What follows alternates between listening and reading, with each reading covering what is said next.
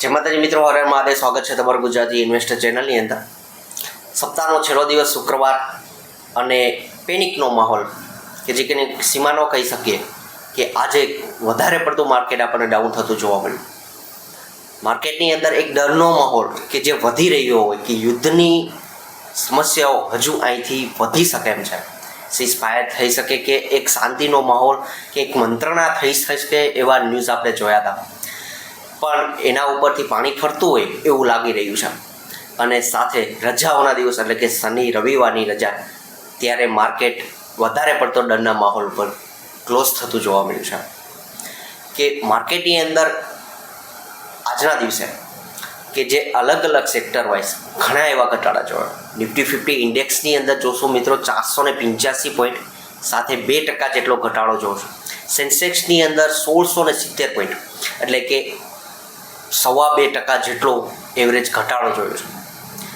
પણ એનાથી વિશેષ થોડા એવા સેક્ટર વાઇઝ આજના થયેલા ઘટાડાને થોડુંક ધ્યાને લઈને થોડુંક એક સ્ટડી માટે જોશો મિત્રો તો ખ્યાલ આવશે કે આજના દિવસે દરેક સેક્ટર વાઇઝ કેટલો ઘટાડો છે. આની આ જ વસ્તુ જોશો તો તમે મિત્રો કે ઓટો ઇન્ડેક્સ છે કે જેની અંદર ઓટો સેક્ટરની અંદર 2.90 એટલે કે એવરેજ 3%ની આસપાસ જેટલો ઘટાડેલો થયેલો છે. સાથે ફાઇનાન્સની અંદર 3.5% જેટલો 2.70 કે સારો એવો ફાઇનાન્સ કંપનીની અંદર આજે ઘટાડો જોવા મળ્યો છે. પણ આજના દિવસે PSU બેંક જે 2 દિવસની તેજી આપણને જોવા મળી હતી એમાં એક સ્પાઇક જોવા મળ્યો હતો, એક રિકવરી જોવા મળી હતી, એ વાઇપઆઉટ થતી હોય એવી જોવા મળી છે. કે એની અંદર 3.85%નો સારો એવો ઘટાડો કે એમાં વધારે પડતો ભાગ ભજવો હોય તો SBI બેન્કે કે સારો એવો 3.5-4% જેટલો એવરેજ ઘટાડો એમાં જોવા મળ્યો છે. આ સિવાય રિયાલિટી સેક્ટર કે કન્ટિન્યુ ટીપાઈ રહ્યું. જ્યારથી IT ક્ષેત્રની અંદર મંદી જોવા મળી હતી એટલે કે ઘટાડા જોવા મળ્યા હતા ત્યારથી આ ક્ષેત્ર પીટાઈ રહ્યું છે. અને આજના દિવસે 3.20%નો એવરેજ ઘટાડો આપણને એમાં જોવા મળ્યો. કન્ઝ્યુમર ડ્યુરેબલ છે 0.2% જેટલો ઘટાડો એમાં પણ જોયો છે. સાથે મેટલ ઇન્ડેક્સની અંદર જોશો તો એવરેજ 2% જેટલો ઘટાડો જોવા મળ્યો છે. આ બધાની અંદર કોઈ એવું પોઝિટિવ કહી શકે કે સારું એવું ઘટેલું નથી અને માઇનોર ઘટેલું છે કે એને આપણે નોંધ લેવી જોઈએ. કે એમાંનું IT ક્ષેત્ર જોશો મિત્રો તો એની અંદર 0.40%નો ઘટાડો છે. આ સિવાય ફાર્મા ક્ષેત્રની કંપનીઓ કે જેની અંદર 0.48%નો ઘટાડો છે. આ સિવાય હેલ્થ ક્ષેત્ર કે જેની અંદર 0.60%નો ઘટાડો છે. આ નોંધજો મિત્રો કે આ વિડીયોની અંદર જ આપણે એનો ઉત્તર શું છે, શા માટે એ ઘટ્યા નથી કે એને સમજશું. અને આ સિવાય હજુ આવનારા સમયની અંદર કયા ક્ષેત્રો ઉપર આપણે ભાર રાખવો જોઈએ કે આવનારા સમયની અંદર મંદીનો માહોલ જોવા મળતો હોય એવા બધા પ્રશ્નો જ્યારે જોવા મળતો હોય. આપણો રૂપિયો છે એ કન્ટિન્યુ ઘટતો રહ્યો છે. તમે રૂપિયાની અત્યારનો આજનો ક્લોઝિંગ જોશો મિત્રો તો 94.76 જોવા મળી રહ્યો છે. કે ડોલરની સામે આપણો રૂપિયો કન્ટિન્યુ નબળો પડતો રહ્યો છે. કે આ મહિનાની અંદર તમે ચેક કરશો મિત્રો તો 91થી આપણે રૂપિયાની નવી દિશા કે નવો લો કે 95 તરફ જઈ રહ્યો છે. કે આ સાથે આપણે વારંવાર ચેક કરીએ છીએ મિત્રો ક્રૂડ ઓઇલને કે ક્રૂડ ઓઇલની ખાસ એવું પણ ધ્યાન રાખવું જ જોઈએ કે જે પણ સીઝફાયર આ તે ન્યૂઝ આવે છે તો એના પહેલી અસર આપણને ક્રૂડ ઓઇલ પર જોવા મળે. જ્યારે માર્કેટની અંદર તેજી હતી ત્યારે થોડી એટલે રિકવરી જેવો માહોલ આપણને જોવા મળતો હતો ત્યારે આ જ ક્રૂડ ઓઇલ કે જે બ્રેન્ટ ક્રૂડ ઓઇલ છે જે અત્યારે 110ની આસપાસ 109.80ની આસપાસ જોવા મળ્યું છે એ 100ની આસપાસ હતું. પણ એક નવા આઈ તરફ જોતું હોય અને એવા સમયે બીજું કે ક્રૂડ ઓઇલની સાથે મુર્બનની પણ એક નજર મારજો મિત્રો. મુર્બન એટલા માટે ખાસ એવા ધ્યાને દોરવા જોઈએ કારણ કે દુબઈ અને આરબ કન્ટ્રીથી આ ઓઇલ છે ત્યાં ડિબેટ કરે છે કે ત્યાં $100 સુધીનો ભાવ પણ જોવા મળ્યો હતો. ત્યાંથી એ સ્પાઇક આપીને 116 સુધી જઈ ગયો છે. નેચરલ ગેસ થોડો એવું 3થી નીચે ડોલરમાં જોવા મળતું હતું, એની અંદર પણ 3.06નો ભાવ જોવા મળ્યો છે. આ બધા જ ઓઇલ ક્રૂડ ઓઇલ ઉપર પણ ખાસી એવી નજર રાખવી જોઈએ. આ સિવાય બીજું ઇન્ડિયા વિક્સ કે આજના દિવસે એવો સ્પાઇક પણ જોવા મળ્યો કે જેની અંદર 27 સુધી પણ આપણે જ્યારે ડરનો આની પહેલાં જે ઘટાડા જોયા હતા ત્યારે 27 સુધી ઇન્ડિયા વિક્સ સ્પાઇક થતો જોવા મળ્યો હતો. તો આજના દિવસે ડરનો માહોલ આની અંદર પણ વધારે આપણને જોવા મળ્યો કે એટલું બધું ઇન્ડિયા વિક્સનું વધવું એ પણ સારી વસ્તુ નથી. એટલે કે નેગેટિવ કે પેનિકનો માહોલ આપણા માર્કેટની અંદર હજુ છે. આને ચેક કેમ કરવું જોઈએ? જ્યારે ઇન્ડિયા વિક્સે શું સૂચવે છે કે વોલેટાઇલ ઇન્ડેક્સ છે કે વધી પણ ઘટાડો પણ થઈ શકે.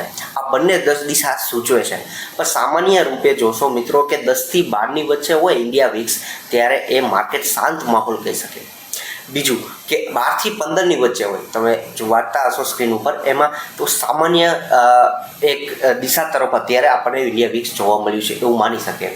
હવે 15થી 20 એટલે થોડો એવો ચિંતાનો માહોલ હજુ છે એવું આપણને જ્યારે માર્કેટની અંદર થોડી રિકવરી હતી ત્યારે આ દર્શાવતું હતું કે આ ઇન્ડેક્સ છે એ ત્યાં ટ્રેડ થઈ ગયો હતો. ત્યાર પછી અત્યારે જે માહોલ જોવા મળ્યો છે એ 20થી 30 નીચે વચ્ચે, એટલે કે વધારે ડરનો માહોલ જોવા મળ્યો છે. પણ જ્યારે એક્સ્ટ્રીમ ડરનો માહોલ વધારે પડતો કે 30ની ઉપર જોવા મળે તો વધારે પડતો ડરનો માહોલ છે એવું જોવા મળે. પણ ડરના માહોલની અંદર જે કોઈ લોકો આ પેનિક ન કરી અને ઇન્વેસ્ટમેન્ટ કરશે એ જ મોટો પૈસો કમાશે. આ વસ્તુ ખાસી એવી યાદ રાખજો મિત્રો. અત્યારે જે ડરના માહોલની અંદર હોલ્ડ કરશો તો પણ સારો પૈસો કમાશો. પણ આટલું માર્કેટ મૂડની સામે પણ જોશો મિત્રો કે માર્કેટનું મૂડ કેવું છે. એક્સ્ટ્રીમલી ડર, કે જે તમે એક જોતા હશો અત્યારે કે એક્સ્ટ્રીમલી ડરનો માહોલ જોવા મળ્યો છે. અને એવા સમયે અલગ અલગ ન્યૂઝ એજન્સીઓ જે છે એ એના રિપોર્ટ રજૂ કરી રહ્યા છે કે એના રિપોર્ટની અંદર કે જે ગોલ્ડમેન સેચનો એક રિપોર્ટ જોવા મળ્યો હતો એ આજના દિવસે આવેલો છે. વધારે ડિટેલ્સ ઉપર એ રિપોર્ટ ઉપર નથી ગયા, પણ એને મેઇન પોઈન્ટ ક્યાં એવા લાગ્યા છે કે હજુ આ આપણું માર્કેટ છે એને ડાઉનગ્રેડ કર્યું છે, કે હજુ આ માર્કેટ એના જે નવા લેવલ આપેલા હતા એનાથી એ નીચેના લેવલ આપ્યા છે. એટલે કે નિફ્ટી 50 ઇન્ડેક્સ છે એ 27,000થી 28,000 સુધી જઈ શકે છે, એની જગ્યાએ એને નીચેના ટાર્ગેટ આપ્યા છે. કે એની પાછળના એને કારણ ક્યાં લાગી રહ્યા છે. તો એની અંદર પેલું મેઇન વસ્તુ તો છે ઇઝરાયલ ઈરાન વોર છે, કે અને સાથે ક્રૂડ ઓઇલના એના લીધે જ ક્રૂડ ઓઇલના ભાવના અંદર જમ્પ આવ્યો છે કે એની મોટી અસર આપણા માર્કેટ ઉપર થશે. બીજું એની સામે ક્રૂડ ઓઇલના ભાવ વધવાને લીધે રૂપિયાની અંદર કે જે નબળો પડી રહ્યો છે કે આની ઉપર એની અસર. બીજી વસ્તુ કે હજી આવનારા સમયની અંદર જેના લીધે મોંઘવારીની અંદર વધારો થઈ શકે છે. જ્યારે વ્યાજદરની અંદર ઘટાડો થતો હતો ત્યારે માર્કેટ એક સારું એવું રિવોર્ડ પણ એને આપતું હતું. ફાઇનાન્સની કંપનીઓ સારું એવું તેજી પણ એમાં જોવા મળતી હતી. પણ હવે ફરી એક માહોલ એવો ઊભો પણ થઈ શકે એમ છે કે વ્યાજદરની અંદર વધારો પણ થઈ શકે એમ છે.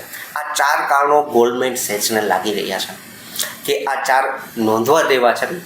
પણ એનાથી વિપરીત વિચારી જ્યારે માર્કેટની અંદર આટલા ઓલ ઓવર માર્કેટ ડાઉનગ્રેડ થઈ જતું હોય, પણ એનાથી વિશેષ એ વસ્તુ કે જો ડોલર સ્ટ્રોંગ થતો હોય મિત્રો, જો રૂપિયો નબળો પડે છે પણ ડોલર તો સ્ટ્રોંગ થાય છે, તો એમાં એક્સપોર્ટ કરતી કંપનીઓ છે જે એક્સપોર્ટ કરીને પોતાનો બિઝનેસ કરતી હોય તો એ કંપનીઓને મોટો ફાયદો થઈ શકે. કે આ અત્યારે એક ચિંતાનો પ્રશ્ન છે ખરેખર સેક્ટરની પસંદગી કઈ કરવી, કે આ સેક્ટરની પસંદગી કરવી. તો એના માટે એક વસ્તુ એક સારો ઉપાય એ રહી શકે કે જો ડોલર સ્ટ્રોંગ થાય છે તો એક્સપોર્ટ કરતી કંપનીઓને ફાયદો થઈ શકે. તો એના માટે કયા સ્પેસ કે કેવું સેક્ટરને ખાસું એવું ધ્યાનમાં રાખવું જોઈએ. તો મેં શરૂઆતમાં જ મેં તમને વાત કરી હતી કે દરેક સેક્ટરની અંદર આપણે વાત કરી હતી, એમાંનું આઈટી, ફાર્મા અને હેલ્થ, કે આ સ્પેસ એવું છે કે એના મોટાભાગની કંપનીઓ છે પોતે એ એક્સપોર્ટ કરી રહી છે, એટલે કે એનો બિઝનેસ છે US UK સાથે સંકળાયેલો છે. અને ડોલરનું સ્ટ્રોંગ થવું અને સાથે એના માટે બહુ મોટો ફાયદો છે.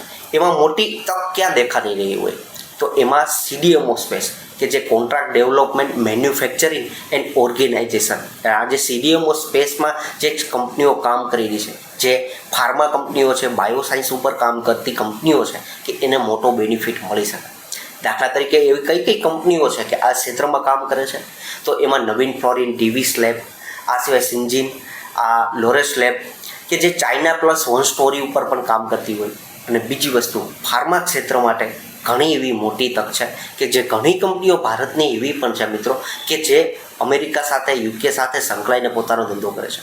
એક પ્રશ્ન મોટો હતો જે ટેરિફનો પ્રશ્ન, એમાં તો મોટાભાગનું આપણને સોલ્યુશન જોવા મળેલું છે. પણ એવા સમયે જો અંડર પરફોર્મન્સ કરેલું ઘણી કંપનીઓ IT ક્ષેત્રની છે અને સાથે ફાર્મા ક્ષેત્રની કંપનીઓ છે કે આ બંને કંપનીઓને આપણે સેક્ટર વાઇઝ જે કંપનીઓ એક્સપોર્ટ કરીને કામ કરતી હોય એને આપણે નોંધવા જોઈએ કે એને આપણી વોચ લિસ્ટમાં રાખવા જોઈએ, ધ્યાનમાં રાખવી જોઈએ. આ સિવાય આઈટી ક્ષેત્રની કંપનીઓ ઉપર પણ મોટી તક દેખાઈ રહી છે. અગાઉ પણ આપણે વિડીયો એના ઉપર બનાવેલો હતો કે આઈટી ક્ષેત્રની આ બે કંપનીઓ જો આટલા નબળા માર્કેટની અંદર આઈટી ક્ષેત્રની અંદર એટલો બધો ઘટાડો નથી. ઓલરેડી આ ઓવરસોલ્ડ ડિરેક્ટરી એટલે કે ઘણું એવું આ ક્ષેત્ર ડાઉન થયેલું છે એઆઈના ડરથી. પછી આની જ વસ્તુ એના સેક્ટર કે એના જે કંપનીઓના મેનેજમેન્ટ છે એનું આવનારા ક્વાર્ટરના રિઝલ્ટ ઉપર પણ ખાસી એવી નજર રાખવી જોઈએ. શા માટે? કારણ કે આવનારા સમયની અંદર રિઝલ્ટ એસેન્શિયલના નંબર સારા આવતા હોય તો આ કંપનીઓના નંબર પણ સારા આવી શકે. ડોલર સ્ટ્રોંગ થવું આના માટે સારી વસ્તુ છે. બીજી વસ્તુ એઆઈ ક્ષેત્ર ઉપર આ કંપનીઓ એનવીડિયા જેવી મોટી કંપનીઓ સાથે જોઈન્ટ વેન્ચર પણ કરી રહી છે.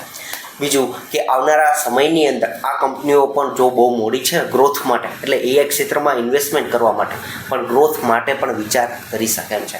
એટલા માટે ઘણું એવા ડાઉનમાં સારી એવી નામી લાર્જ કેપ કંપનીઓ બ્લૂચીપ કહી શકીએ કે ભારતની એ આપણને સારા ભાવની અંદર પણ મળી રહી છે. વિડીયોના અંત સુધી બન્યા રહ્યા છો, ખૂબ ખૂબ આભાર. આ વિડીયોથી ઘણા એવા ટોપિક છે કે તમને નવી માહિતી પણ મળી હશે. આ વિડીયોમાં જે પણ કંપનીઓ ઉપર વાત કરવામાં આવી છે મારા તરફથી ખરીદવા કે કોઈ વેચવાની ભલામણ છે નહીં. વિડીયોના અંત સુધી બન્યા રહ્યા છો, ખૂબ ખૂબ આભાર. Thank you.